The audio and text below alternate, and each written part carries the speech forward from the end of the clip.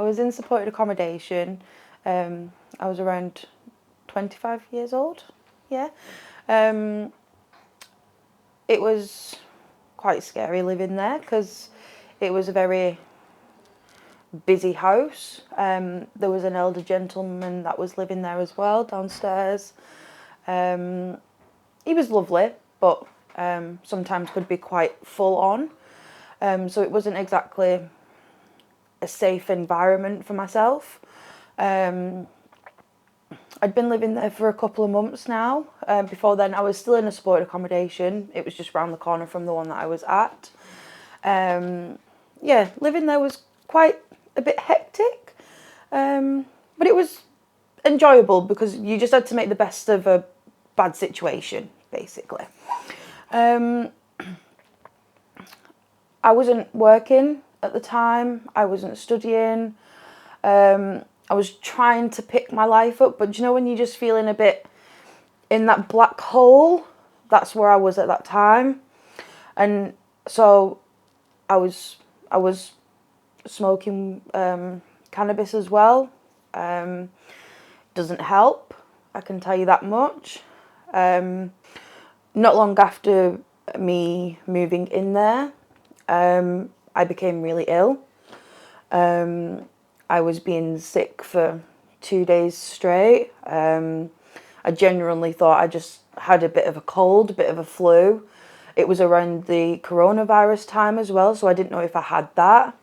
I was speaking to my support worker, telling her how I feel, explaining how unwell I'd been, things like that.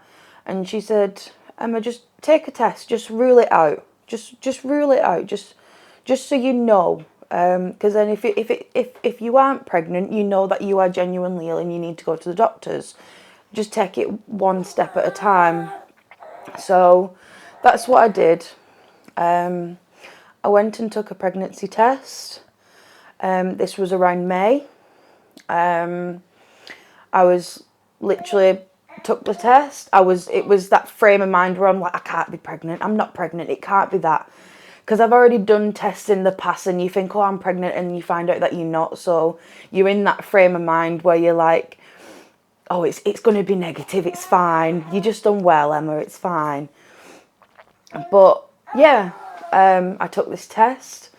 I literally put my head in my hands like this. And I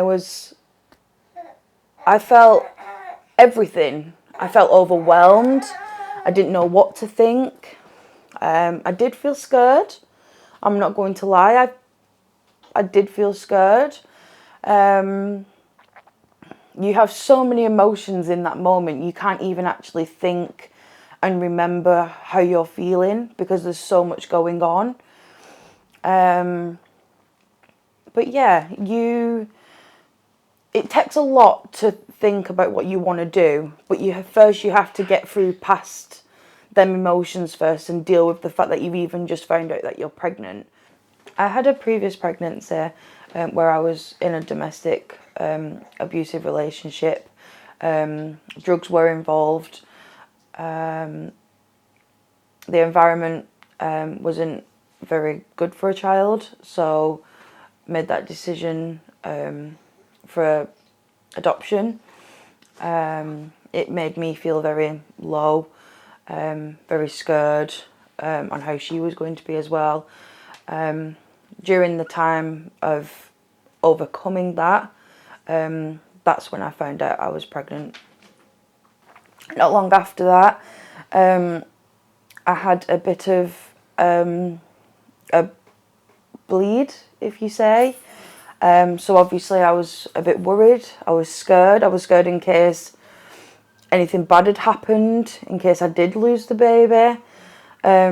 Even though I was umming and ahhing if I even wanted to go through with it, you still have that feeling of what happens if I have lost it. So yeah, I went to the hospital, got checked out, and that's when I found out I was 7 weeks pregnant.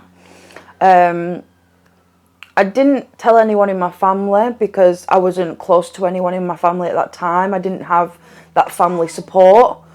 I I didn't have many friends around either because my friends are very far away from a previous lifestyle that I had. But I did let my baby father know. He was very, it's not mine, it's not mine, it must be someone else's. Yeah, he was just very against it, saying he did want me to get an abortion to get rid of it.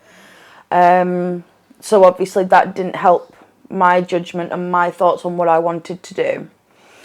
I did get the details for the abortion line. I spoke to them directly. They basically just asked your personal details, and then they just asked how far along are you, why you wanting to have this abortion. At the current time, like I said, I was 7 weeks pregnant at that time, and my reason for abortion at that time was financially, and I thought I didn't have much support.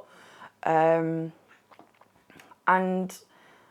to be honest, they didn't actually ask many questions, which I was very, very surprised about, because in that sort of situation, you'd expect them to ask quite a few questions and think, why? Like, you'd expect them to also help with figure out, is this actually what you want to do? But it was literally, oh, well, how many weeks are you? What's the reason? Oh, right, okay, we'll send you the pills. And it was quite straightforward, which was I'm not going to lie, a bit concerning, because it's like anyone could just ring up and do that. But yeah, it was a very hard decision to do. When I received that package, I literally just opened it. I looked what was inside, and I actually threw it in the bin. I just knew in that moment that I couldn't go through with this. I need to have this baby. Like, I need to. After I'd thrown the pills away, I was still feeling scared and confused. My emotions were everywhere. I didn't know who to speak to, so I went into a community centre, very local, and I met a lovely lady who pointed me into the direction of some friends of hers and people that work in charities that she knew could help advise me on what I wanted to do, because she could see, and obviously I explained how I was feeling at that current time, confused, scared. Yeah, and it's opened quite a lot of doors for me now. Avenues to loads of help with charities and professionals. I eventually did end up in a mum and baby unit where the community is very loving and caring and very, very supportive. And it helped me warm up to the pregnancy and being excited to have my baby girl. I was due to have a C-section. I ended up going for a regular appointment at the hospital 5 days before I was due my C-section. I arrived there and they decided that I needed to have my C-section on that day. So obviously my emotions were high. I was scared, anxious. I actually went through the operation on my own. So I was very scared and overwhelmed, worried about what was going to happen. But then my little baby girl was here and I was very happy and very excited about the future to come, and so happy, and everything was worth it. The support, the pregnancy, the ups and the downs was worth it. My little girl's 5 months old now. I was actually thinking, if I did look back on the day that I found out I was pregnant, what would I say to myself? And I would just say, believe in yourself. Yeah, it's scary, it's hard, but you can do this. Like I said, there's plenty support out there, and just just be confident in your decisions. Don't let anyone cloud them judgments. Looking back at both my pregnancies now, I'm very happy with the choices and decisions that I've made throughout my life and throughout the pregnancies. I'm happy that I chose life for my 5-month-old daughter Riley. She's such a joy to have. And I'm actually also happy about me making that decision about adoption for my 5-year-old Gracie. At the time, it was just the best option. Like I said, abusive relationship, drugs. It was the best option for her, and I know she's happy and she's safe, and that's what matters. I just actually want to say thank you, a big thank you, to everyone that's supported me throughout this journey. And they've really helped with my confidence and my self-esteem. That was a big thing for me.